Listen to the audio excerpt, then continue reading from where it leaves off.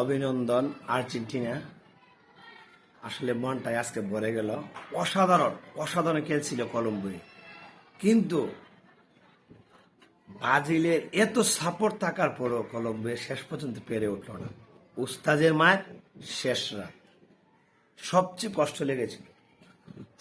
কষ্ট লেগেছিল, এই জায়গাটায় লেগেছিল যখন 65 মিনিটে লিওনেল মেসি কাঁদতে কাঁদতে মাঠটা ছাড়ছিলেন। ঠিক এই জায়গাটায় লেগেছিল, ভক্ত হিসেবে নয়। মেসি বাচ্চাদের মতো মাঠের বাইরে বাচ্চাদের মতো কান্না করেছেন।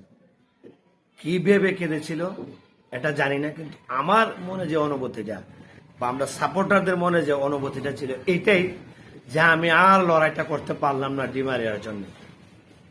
আমি আর ডিমারিয়ার জন্য লড়াইটা করতে পারলাম না, কারণ আমার দীর্ঘদিনে সহযোদ্ধা সতীর্থ ডিমারিয়ার আছে শেষ ম্যাচ।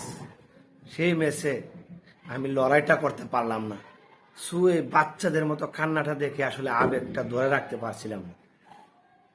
কনফিডেন্স ছিল শেষ পর্যন্ত এই লড়াইয়ে বিজয়ী দলের নাম হবে আর্জেন্টিনা। ঠিক তাই হলো। অপর দিকটা দেখেন, যখন মেসি মাঠ থেকে চলে গেছে, আপনি অ্যাঙ্গেল ডিমারিয়া মনে হচ্ছিল 25 বছরের একটি যুবক। এই যে রাত 4 থেকে তার ঢুকে পুরো দল যেন এইভাবেই খেলছিলেন যে আমরা যে কোনো ভাবে মেসির কান্নার প্রতিদানে তার মুখে আমরা হাসি ফুটাবো। ঠিক শেষ পর্যন্ত তাই করলো, সবাই মিলে মেসির মুখে হাসি ফুটালো। এবং মেসি এতদিন যে দলটাকে টানছিলেন, এই দলটাই আজকে মেসির মুখে হাসি ফুটালে।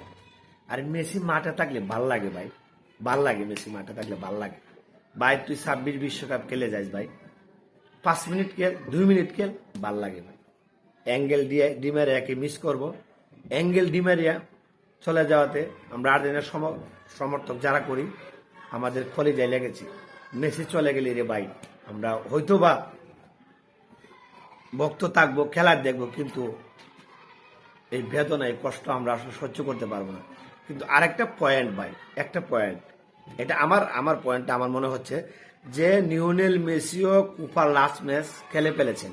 এবং লিওনেল মেসি আমার মনে হয় ঘোষণাটা এই জন্যই দেই নাই যে এটা কুপা আমেরিকার আমার লাস্ট ম্যাচ। কারণ কেন ঘোষণাটা দিই নাই? ঘোষণাটা দিলে এখানে অ্যাঙ্গেল ডিমারিয়ার যে অবসর বা উতামেন্ডির যে অবসর, এটা তলে পড়ে যেত। সবাই মেসির কথাই শুধু বলতো।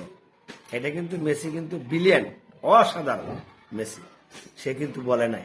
আপনারা চিন্তা করে দেখেন, আসলে কিন্তু মেসি লাস্ট ম্যাচ। আবার কুপা কোন সময় হয়, খেলতে পারে, নাও খেলতে পারে। Messi billion. এবং দেখেন ডিমারিয়া এবং ওতামেন্ডির প্রতি তার আরো সম্মান।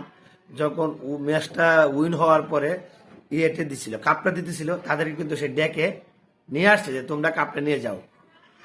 এই যে একটা সম্মান, এটা মেসি দ্বারা সম্ভব। এই লিডারশিপটার জন্যই ভাই আজকে লাস্ট 4 বছরে 4টা মেজর শিরোপা আর্জেন্টিনারে, শুধু এই ক্যাপ্টেন্সির জন্য। সবাই মেসির জন্য খেলবো, আমরা তাকে একটি কাপ দেব। কিন্তু এদিকে উল্টো দিকে কিছু আবাল মার্কা বাজিলা সাপোর্টার আছে। আমি সবাইকে বলি না, কিছু আজীবন আমাদের গ্রামে শিক্ষিত একজন বাজিল সাপোর্টার আছে, ফেসবুকে উল্টাপাল্টা লেখালেখি করছে সম্পর্কে। আমার কাকা লাগে, বাবাটাকে আমি এই হিসাবে আমি নাম ধরে বলতে চাই না। উনি ফেসবুকে লেখছে ওনার হাতে বট গাছ উঠবে আর্জেন্টিনা কোপা আমেরিকা জিতলে। কোপা আমেরিকা কিন্তু জিতলো, বট গাছ উঠা সম্ভব না।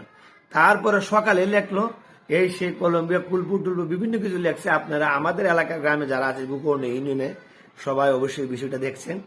লেখছে এসে জিতার পরে ওরে বাবা সুকুলপুরের মতো, যেমন এইখানে কথা ওইখানে লাগায়, জিতার পরে উল্টা পোস্ট। কিরে বাবা, এটা কেন? আমরা আর্জেন্টিনা, তোমরা ব্রাজিল, আমি চাইছিলাম মন থেকে আমি ব্রাজিল আসুক, কারণ তোমরা ব্রাজিলকে অনেক বড় দল মনে করো। ঠিক আছে, ওনারা বড় দল, কিন্তু বড় দলকে হারিয়ে আমরা জিততে চাইছিলাম, আমি জিততে চাইছিলাম ওদের মধ্যে। আসো, কারণ এই আর্জেন্টিনাকে এখন আর দমিয়ে রাখা যাবে না। উস্তাদের মাঠ শেষ রাত, এমন একটা জায়গায় মাঠটা দিছে যেখান থেকে আর কলম্বিয়ার ফিরে আসা সম্ভব নয়। কলম্বিয়া প্রথম যে ম্যাচটা হেরেছিল আর্জেন্টিনার সাথে, মানে 27 ম্যাচ অপরাজিত থাকার আগে যে ম্যাচটা হেরেছিল আর্জেন্টিনার সাথে, 27 ম্যাচ অপরাজিত থাকার পরে তারা যে পরাজিত হলো, সে একটু আর্জেন্টিনা। মনে রাখতে হবে ভাই,